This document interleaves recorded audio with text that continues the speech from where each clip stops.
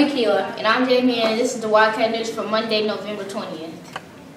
Students, make sure you're wearing your IDs. If you don't have your ID, then you need to get a temporary one from your homeroom teacher. Please stand for the pledge.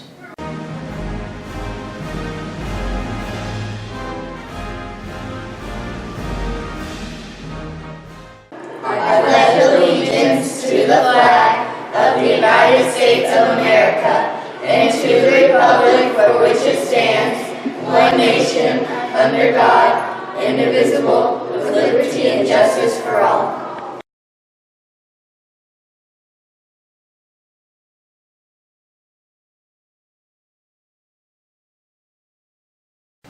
It's time to find out what's for lunch today. I feel like the sky is falling down. Ain't nobody here to play around. Push it to the edge, I won't back down. Cause it's time to go hard or go home. One way up, no way. Let's learn our Wildcat word of the day.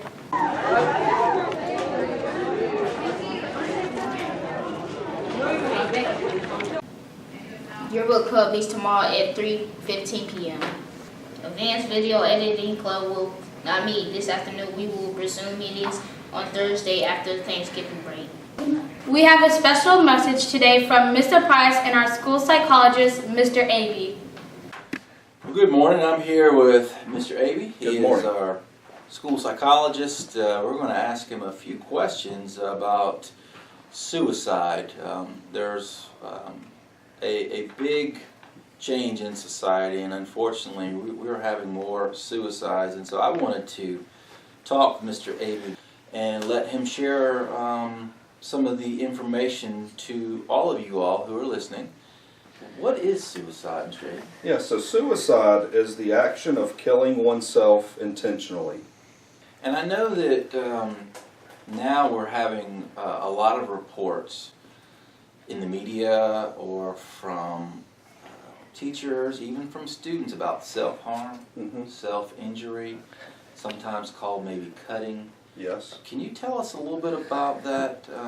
So that's where individuals harm themselves, not necessarily with the intent to kill themselves, but they use cutting, or there is a game called the choking game that is popular amongst kids that you have to be very careful, because with this self-harm or self-injury, the intent is not to kill yourself, but there are a lot of injuries sustained from these activities, including death, whether intentional or not. So we encourage you not to engage in those activities.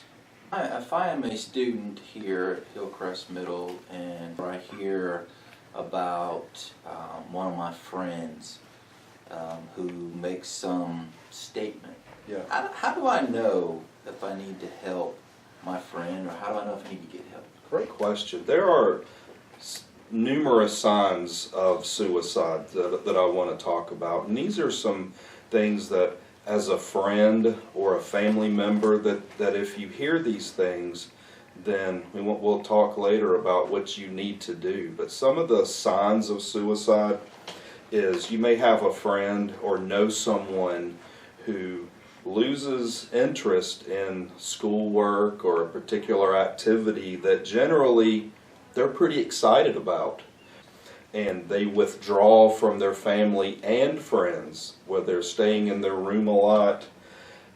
They may express feelings of hopelessness or helplessness. They may even blame themselves for something that happened that they may not have had control over. Sometimes they can become extremely irritable or angry when there's may not be an outward sign of why they should be angry or irritable. Some individuals experience dramatic mood swings where they can be somewhat happy one minute and extremely angry or sad the next. Some individuals, when they're feeling depressed or feeling like they may want to hurt themselves, they may use drugs or alcohol, or that activity increases.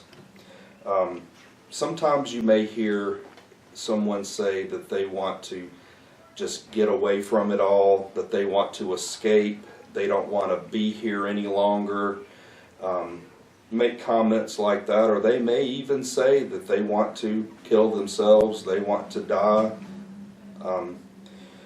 And sometimes they'll say things like, I feel like nothing matters. And so one thing that we need to keep in mind is it's normal for us to be angry. It's normal for us to be sad.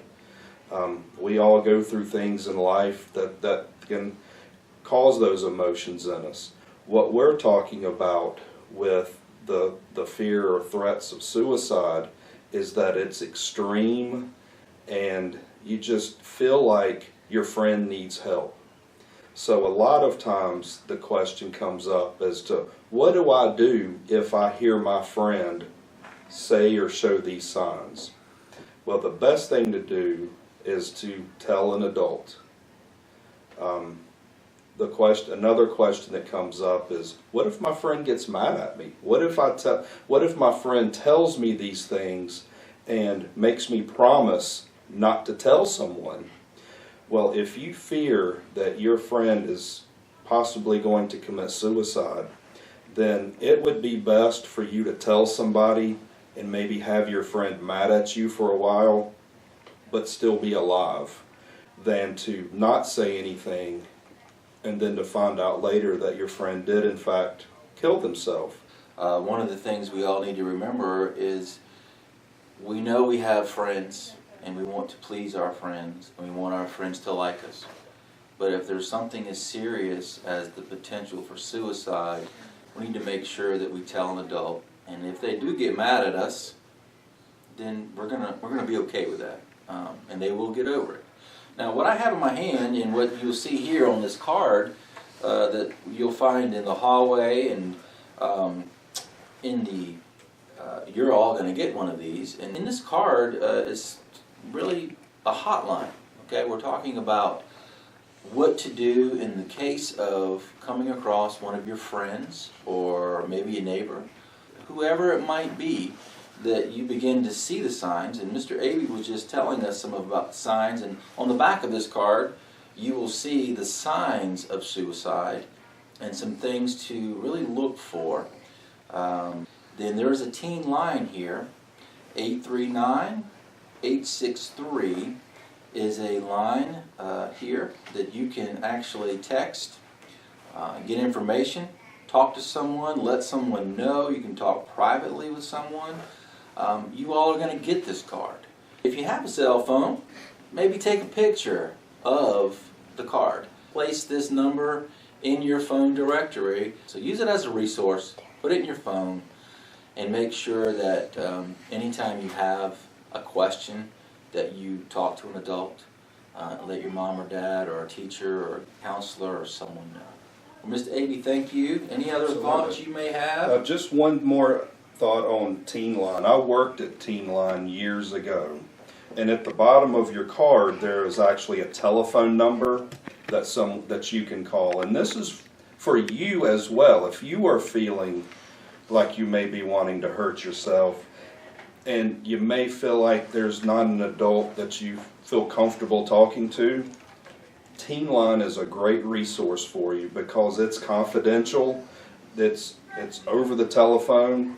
A lot of the folks who work at Teen Line are teenagers. There are some young adults as well, and they're great listeners. Sister Avey, thank you for your time. Absolutely. And guys, thank you for the opportunity. Look for your card and make sure that you keep it and take a picture of it. Thank you.